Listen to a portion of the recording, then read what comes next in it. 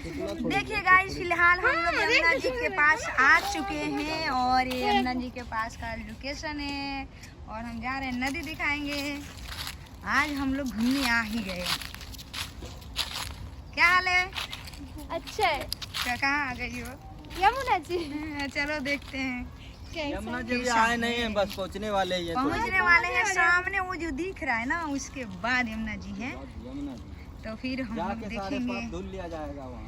ये लोग तो पाप किए धुलने जा रहे नहीं हैं, है। मैं देखने धो जा रही लेंगे। हूँ। ये लोग धुलेगा पाप तो मैं देखूंगी। देखिए कैसा धुलता है, कैसा दिखता है पाप, है ना? ये लोग पाप पानी धुलने में जा रहे हैं। नहीं, मैं धोने। ओ चना राजी जा पानी रहे में हैं। दिखेगा, पाप दिखेगा, धुलेगा। मैं भी देखने जा रहा हूँ कैसा दिखता है पाप। हमें भी देखने जा रही, मैं देखूंगी, आप लोग धुलिएगा।